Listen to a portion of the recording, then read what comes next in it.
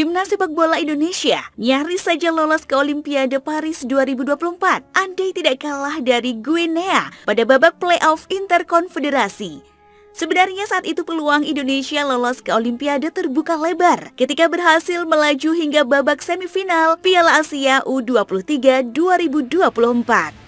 Sayangnya secara berturut-turut Indonesia kalah dari Uzbekistan di babak semifinal. Kemudian kalah dari Irak di perebutan juara ketiga, serta kalah dari Guinea di babak playoff. Hasil tersebut mengubur mimpi timnas Indonesia untuk kembali lolos ke Olimpiade. Sepanjang sejarahnya, timnas Indonesia baru satu kali lolos di Olimpiade pada cabur sepak bola. Momen langka ini terjadi pada Olimpiade Melbourne 1956 atau 68 tahun yang lalu. Maka tak mengherankan apabila publik Indonesia sangat berharap timnas Indonesia kembali lolos ke Olimpiade setelah absen selama nyaris 7 dekade. Namun sayangnya, pasukan Shin Tae-yong terpaksa mengubur mimpinya setelah kalah dari Guinea pada babak playoff. Untuk mengobati kerinduan timnas Indonesia di ajang Olimpiade, mari kita kembali mengenang kiprah skuad Garuda ketika berhasil lolos ke Olimpiade Melbourne 1956.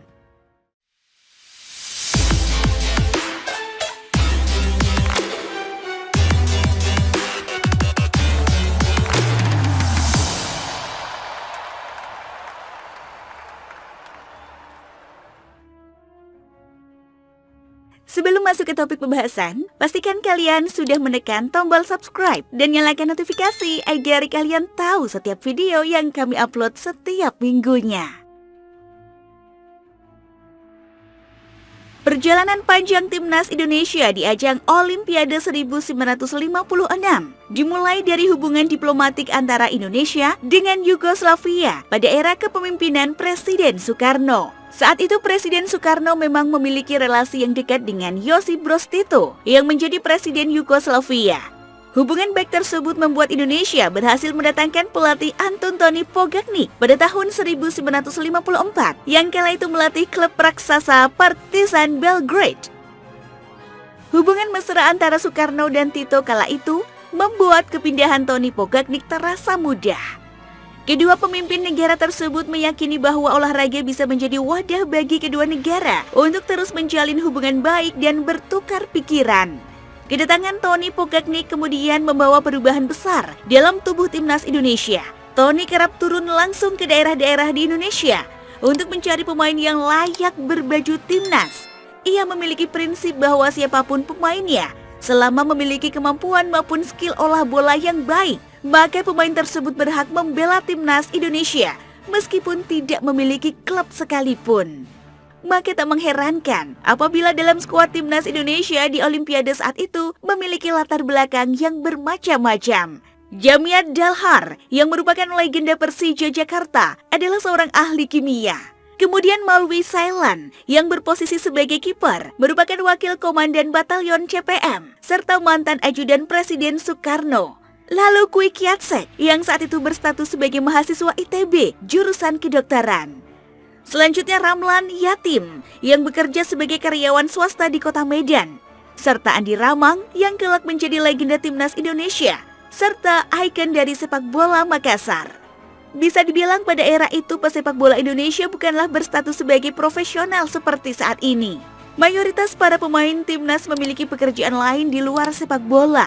Hal ini bisa kita maklumi, sebab pada era saat itu, upah sebagai pemain sepak bola sangat minim, sehingga para pemain mau tidak mau harus memiliki penghasilan lain.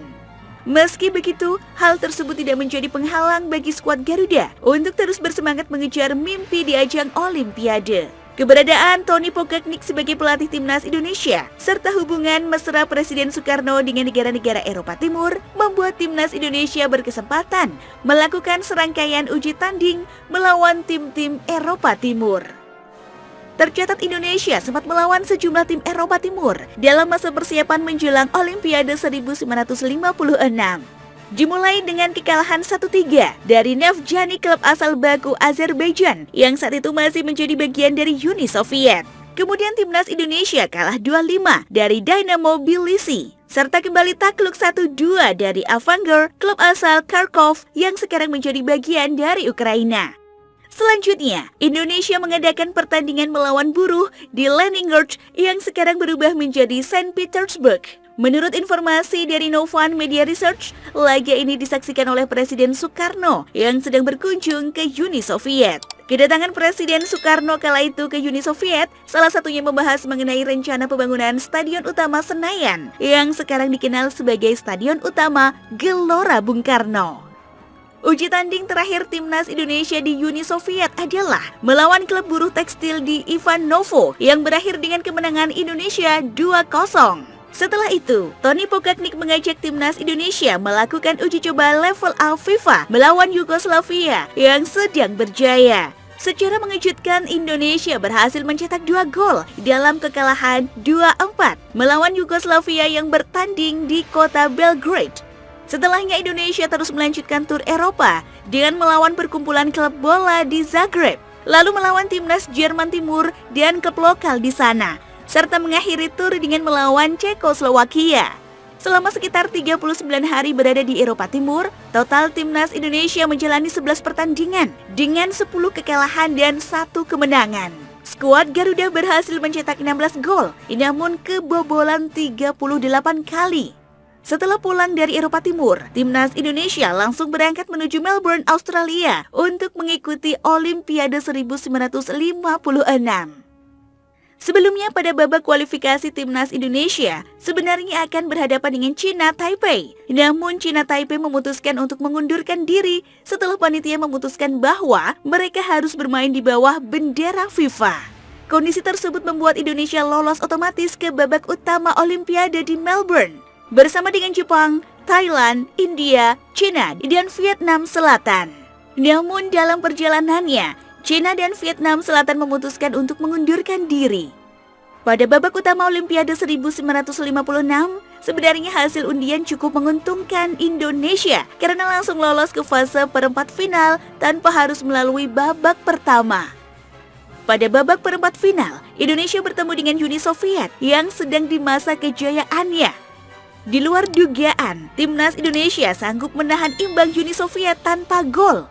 Mengingat saat itu belum ada aturan adu penalti, maka pertandingan pun terpaksa diulangi lagi. Pada laga ulangan ini Indonesia kalah 0-4 dari Uni Soviet dan langsung gugur saat itu juga. Meski begitu, timnas Indonesia pulang dengan kepala tegak berkat kesuksesan mereka menahan imbang Uni Soviet yang saat itu diperkuat kiper legendaris Lev Yashin. Kisah timnas Indonesia di ajang Olimpiade Melbourne ini kemudian menjadi kisah bersejarah yang dikenang secara turun-temurun.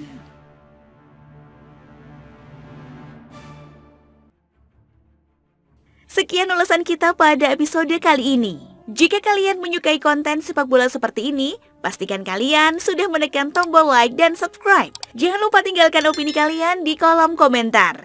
Terima kasih sudah menonton dan sampai jumpa di episode Futix ID lainnya.